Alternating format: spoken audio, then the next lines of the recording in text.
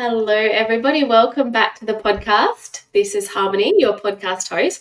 Today, we are going to be talking about how to get a glow up through Ayurveda. So, we're talking about Ayurvedic approach to clean beauty.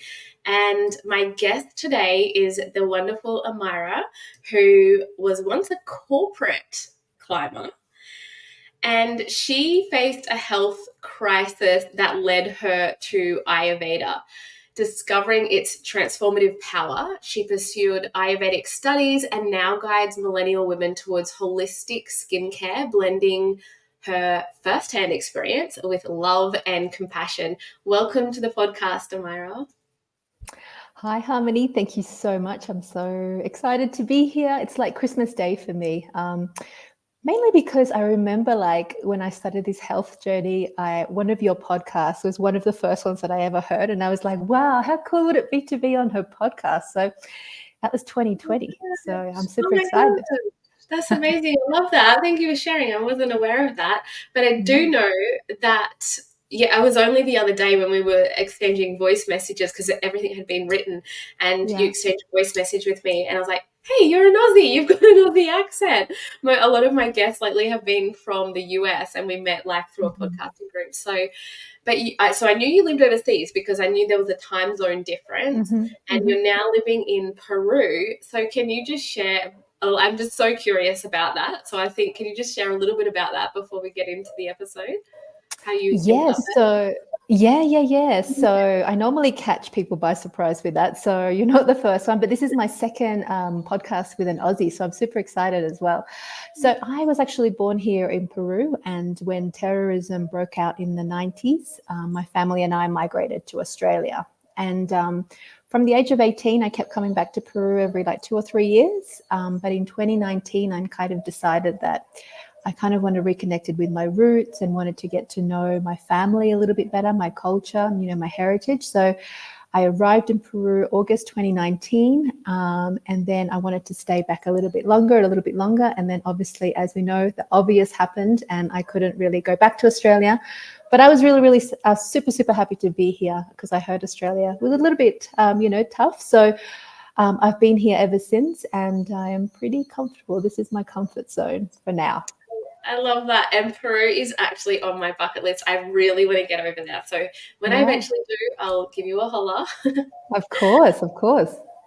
And talking about bucket lists, I always start the episode with my rapid inspiration questions, and they've changed a little bit from 2020. So if you're listening, you have changed. My first question is actually, what is the most unconventional thing that's on your bucket list? Oh gosh, I don't know. I have to redo my bucket list, but I think for me right now is that's a good one. I haven't thought about this one, but I really want to travel around Southeast Asia again. I really felt like that was kind of home for me, and being so far away from it now, because when you're in Australia, you can just hop on a plane in 6 hours and you're kind of there. Now, whereas now it's just like, oh God, I'm on the other side of the world. So yeah, I think heading back to Southeast Asia. Yeah, that's true. I love Southeast Asia. And if your life had a theme song, what would it be? Oh gosh. God, what a great question.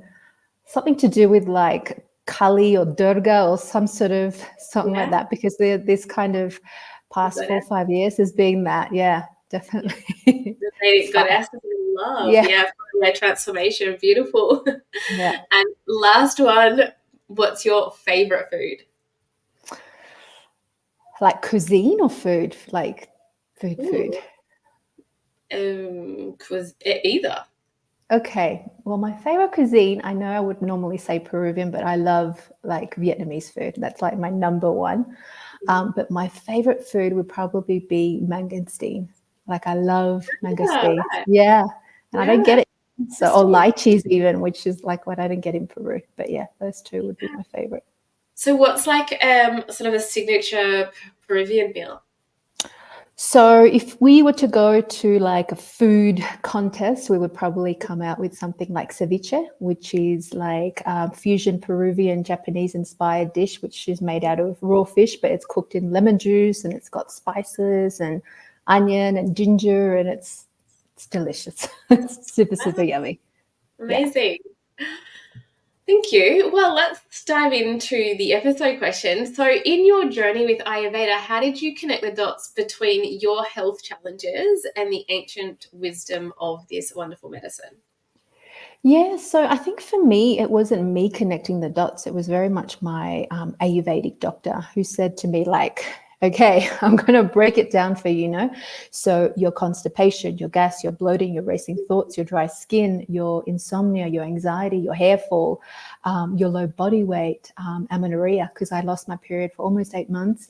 And really not knowing what you're doing in your life is due to a vata imbalance, because when I kept going from specialist to specialist in Sydney, everybody came just to the conclusion of prescription medication. No? But through the knowledge of Ayurveda and his practice, he helped me actually get to the root cause of everything that was going on. And it was like, finally somebody has some answers, and is willing to help me get to the root cause. So it's much to do with my Ayurvedic doctor. Oh, beautiful. And so what then led you down to the path to study Ayurveda and specifically go into skincare and holistic beauty? So when I finished my panchakarma in India, I kind of like felt so amazing. Like I had so much more energy. I was digesting food properly. I was sleeping a lot better. And then my skin obviously started to glow. And I hadn't felt like that for a very, very long time. So I just thought to myself, I'm going to dive deep into the world of Ayurveda. And this is where I went back to Sydney and I was absorbing everything. So podcasts, books, webinars, everything to do with Ayurveda. And then I came across this institution in the States who really focuses just on the digestive system. So I went off to do their Masters of Digestion and Nutrition. Not really like wanting it to make it a business, no. But while I was studying, I kept posting stuff on my personal Facebook and people were like, yeah, like I'm gassy. Yeah, I get bloated. Oh my God, I have racing thoughts. Oh my God, I'm having trouble sleeping. I'm like, wow, so people are actually like having all these health issues, but we're not really talking about it, no? So then a friend of mine said, why don't you turn it into a business? Like you're giving away all this advice, from your posts. And I was like, oh, can you actually do that? So I hadn't really come across the world of health coaching. So off I went. I did a business course, hired a business coach, and that's how I pretty much became an accidental Ayurveda health coach. An accidental, I love that. It's amazing because I really feel, and I say this to my students, like you're usually called to Ayurveda and you get into the industry of Ayurveda, and once you're in there for life, like as a student, as a mentor, as a teacher, as all of the things, because it's such a beautiful, and it's a really complex and broad health science, yet so simple, and it's kind of hard to I know they're like complete opposite things to say, but it's hard to explain that until you really throw yourself into it. So that's amazing that you did that. Yeah. I love that. Yeah. And I guess at the beginning, I don't know if this is your experience, but like I wanted to help everybody with gut issues. Like I'm your girl, and my business coach was like niche down, and I was like, oh, okay, I want to help everybody with skin issues. He's like niche down. So 4 or 5 years later, I was like, wow, I really want to help like millennial women who have rosacea issues. So that's how I came into the world of rosacea. Amazing. Yeah, that's exactly. I run the Ayurveda Alchemist Academy, which certifies women to become Ayurveda and women's holistic health coaches. And we do business modules through that. And we talk about like having, like, you can all have graduate with the same certification or degree, but we all have such a unique experience to bring to the table. And a lot of them already have unique skills, past jobs, past lives in, different things. So how can we bring all of those wonderful skills together? And Ayurveda is such a beautiful container to hold all of those skills, make it really holistic, and then create your own signature, unique methodology, bringing all of your essence into your business, because that is something only you can do. It can never be duplicated. Absolutely. If you've got your own signature methodology, and that's what I did with my higher self methodology. It's all of my experience from being a registered nurse, a yoga teacher, Pilates teacher, like gut, SIBO practitioner, like all the things, Ayurvedic practitioner, and bringing it all together. So yeah, I agree. It is really good to be able to niche in a specific area, but Ayurveda does offer a beautiful holistic overview of every aspect of life. So from an Ayurvedic perspective, what is holistic beauty? Yeah, so I mean, I guess it's kind of difficult to discuss like, holistic beauty without actually, we really need to dive deep into discussing, digestion, because we all know when our Agni is strong, we're eliminating daily, we're sweating, hydrated, and we are certainly going to glow from the inside out. So in Ayurveda, beauty isn't just about kind of achieving glowing skin. No, it's about nurturing a deep connection between like the mind, the body, and the soul. So really, from an Ayurvedic lens, true beauty blossoms when we kind of align ourselves with our dosha, our own constitution, no? And I'm sure your audience knows a little bit about the doshas. So by understanding our dosha and embracing practices tailored to our individual needs, so not listening to what Auntie Dora says about skin and not going on TikTok and looking at the latest trends, we really have the ability to unlock our innate radiance and vitality through learning about the mind, body, and soul. Beautiful. So can we go a little bit deeper into the beautiful qualities of the doshas, like what that looks like? Yeah, yeah. Well, I love this question. So I always like to turn to like the Hindu goddesses when describing these beautiful qualities. No? So I like to associate Vata with Saraswati. No? So Vata embodies the qualities of like air and ether, as your audience may know. No? So bringing forth creativity, enthusiasm, and boundless imagination. No?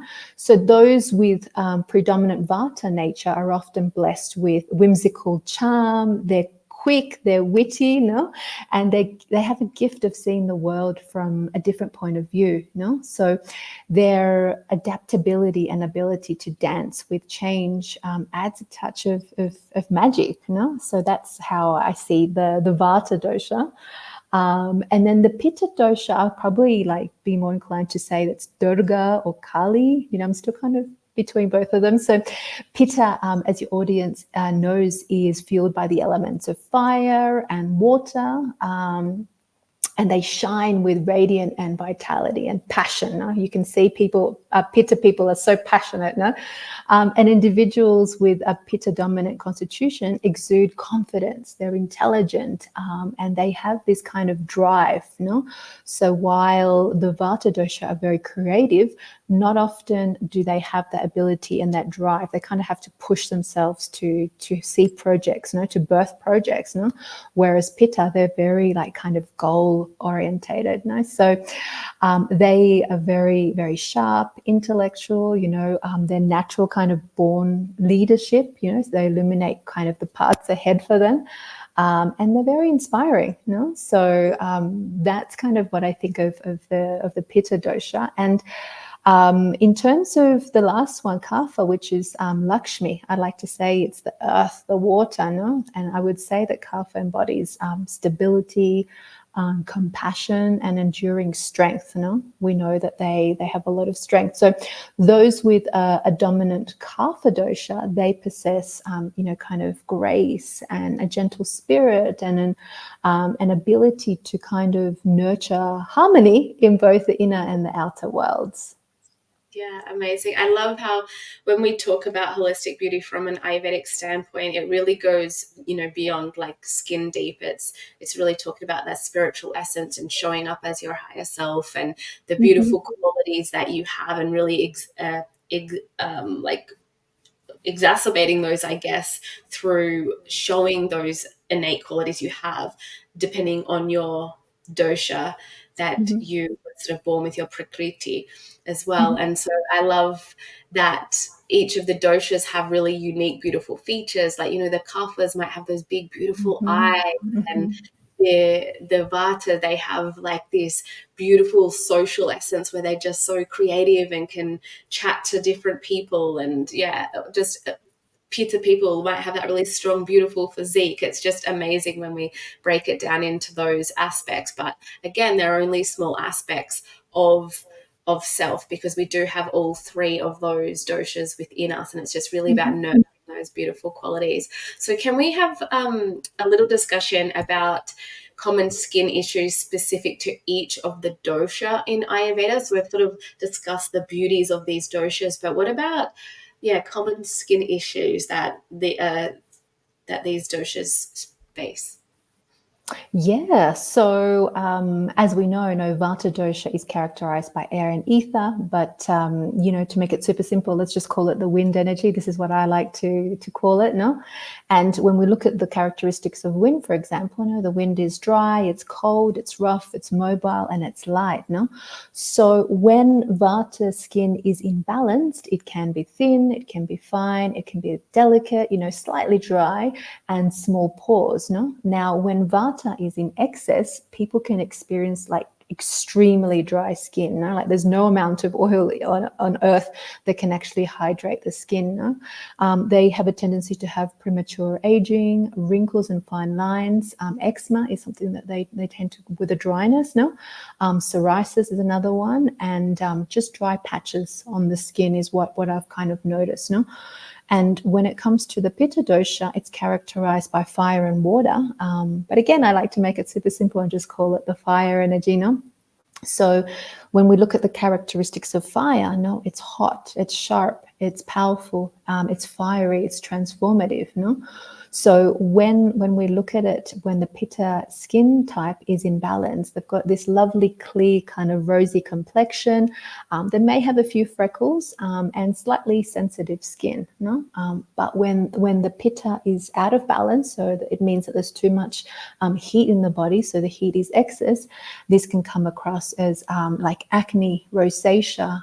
They get easily sunburnt, maybe even dermatitis. So anything with an itis is generally related to inflammation. And they can even experience things like hives. So this is what I've come across. And with the Kapha dosha, as we know, it's characterized by water and earth. But to make it super simple, let's just call it the earth energy. And when we look at the earth qualities, earth is damp, it's cold, it's soft, and it's dense. So when kaphas are kind of in balance, like you're saying, they've got this radiance, they've got this glowing skin.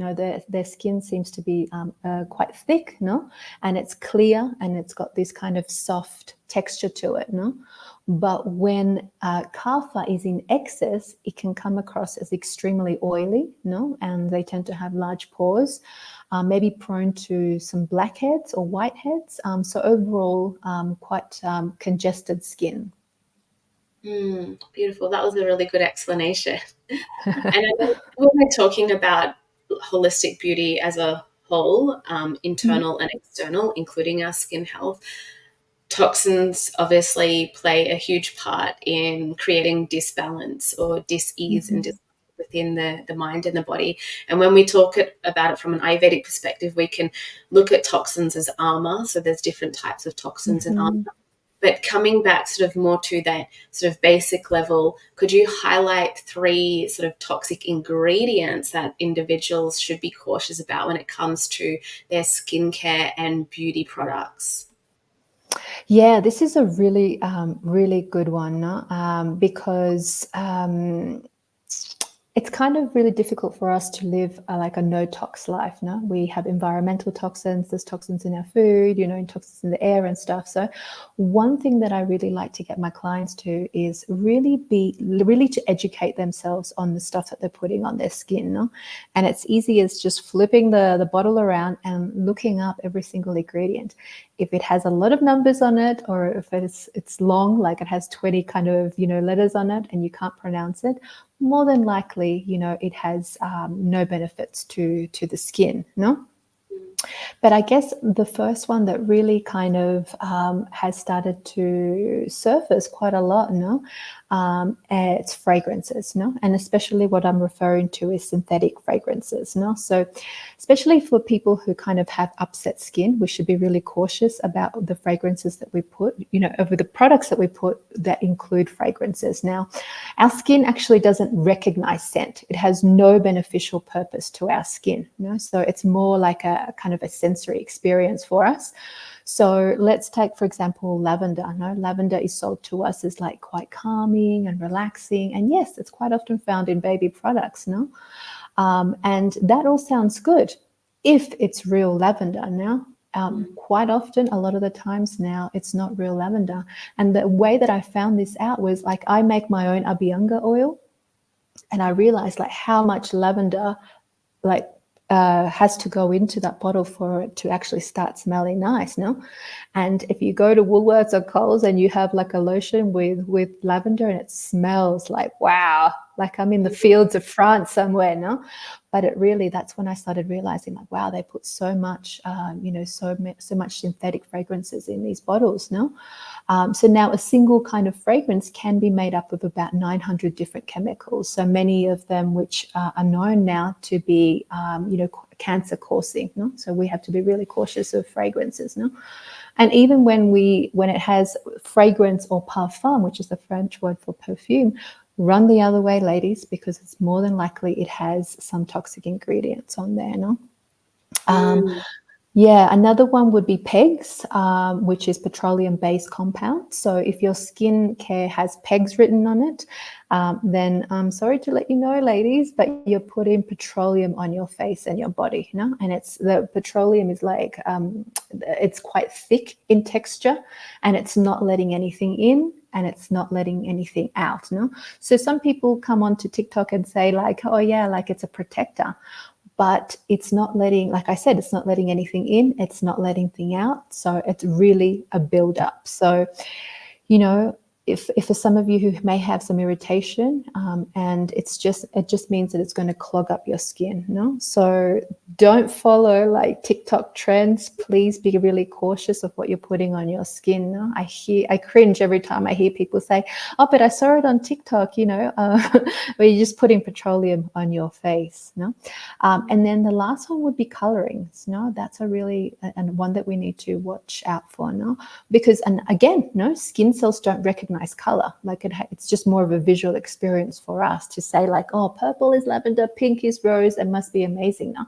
But this is a trick that the beauty industry uses. So you have to be really careful with everything that has usually like it's CI and then a bunch of numbers like CI 0924 or whatever. It means that there's colorings in there and you don't need it. No. So I guess the overall theme here is just be aware. No. Interesting.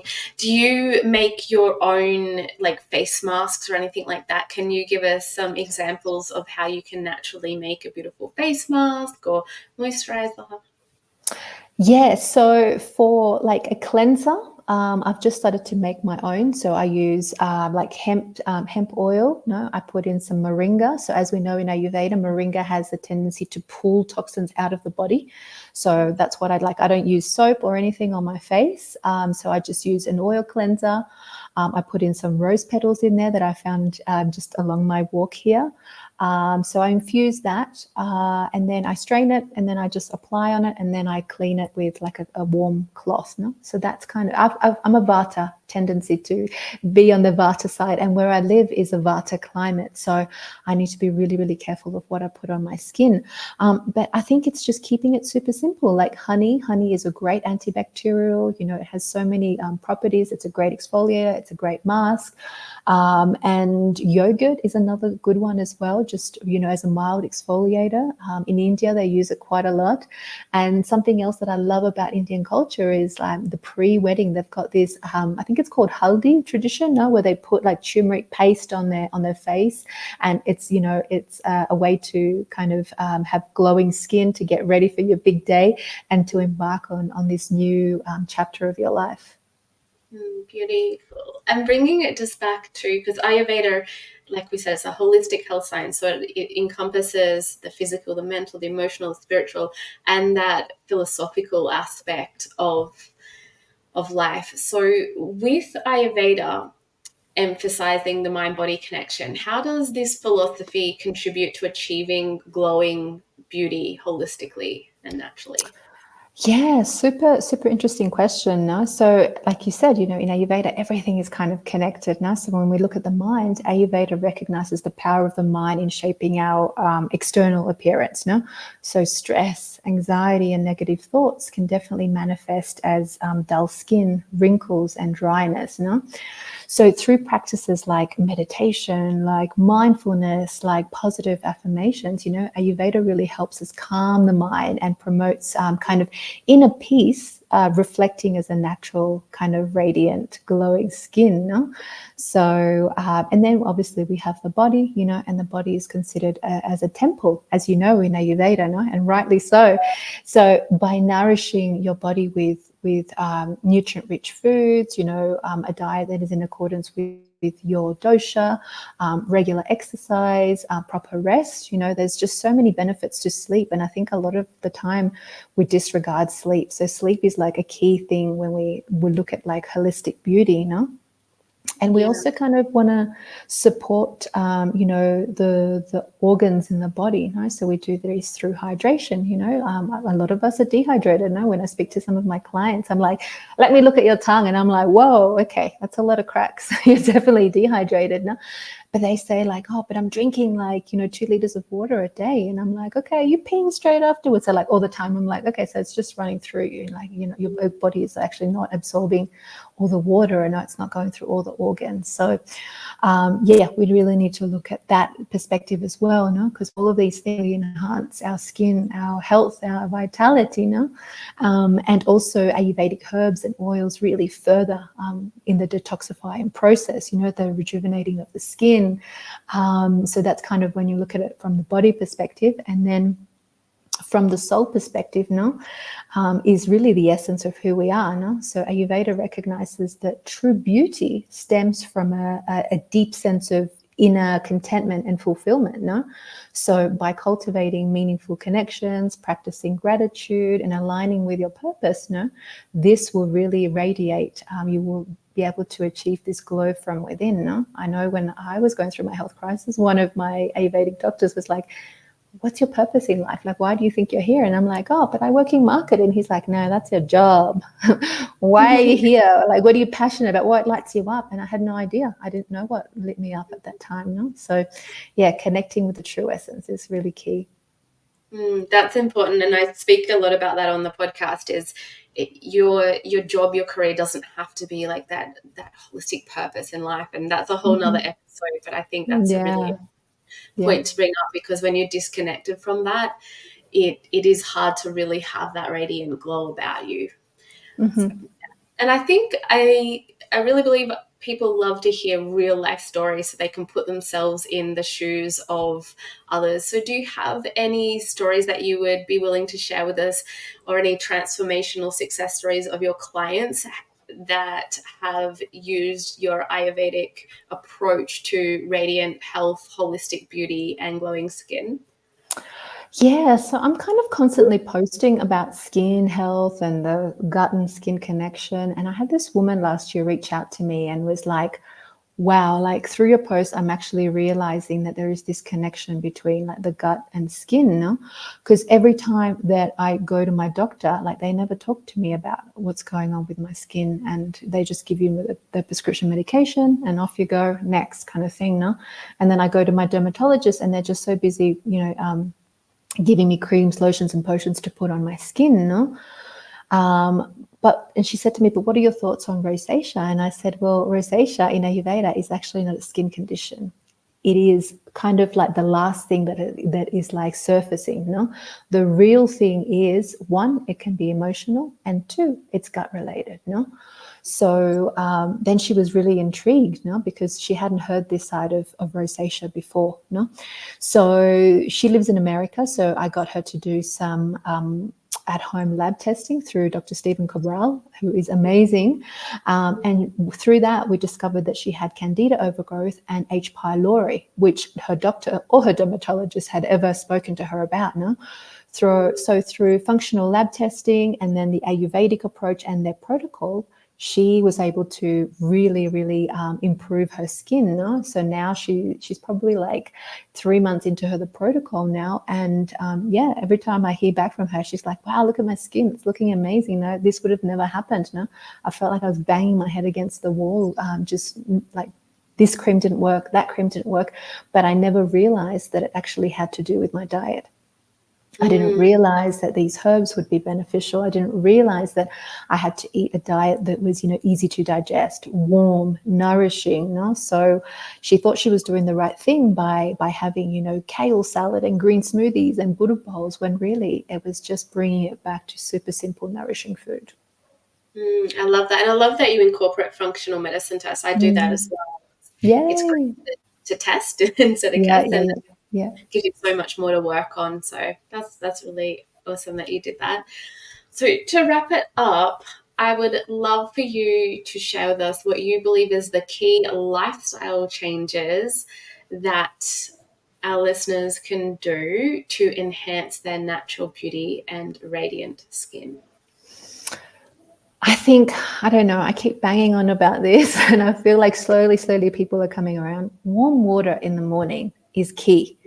Like I hear so many people like saying, Instagrammers or whatever, really telling people to go and have a green cold smoothie in the morning or an iced coffee, But really, like, it's as simple as just warm water. If you want to put in some Celtic salt in there or some lime or whatever it is, just have warm water, Because I often like to tell people it's just like your kitchen sink, If your kitchen sink is clogged up, are you going to put like an iced water down there? No, you're more than likely to put something warm down there to clear it out. So it's exactly what it is, And I don't know about you, Harmony, but I'm coming across a lot of women who feel like they're just eating a correct diet. They can't fault their diet, And then you're just like, okay, let's peel this layer off, And then we look at like, okay, you might be vegan, but you're still having all these processed foods, So really it's about eating warm, nourishing, fresh, and fruit and veggies that are in season. So quite often I hear people say like, I live in Boston, but I want to go and have a mango. And I'm like, okay,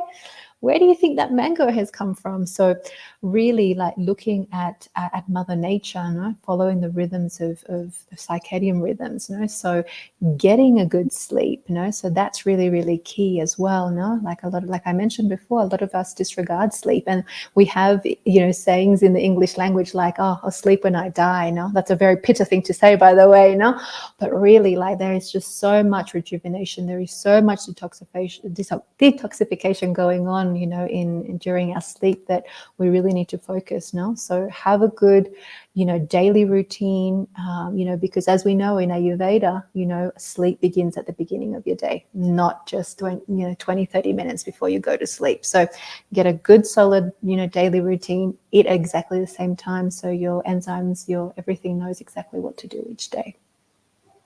Beautiful. That were wonderful tips. Thank you so much for sharing all of your amazing wisdom with us today. Really appreciate it. And I think that a lot of women who are listening, and men if they're listening, will get so much out of this episode, hopefully. Where can our listeners find you? Yeah. So I'm a little bit old school. I like to hang out on Facebook. So come and say hello to me if anything resonated with you.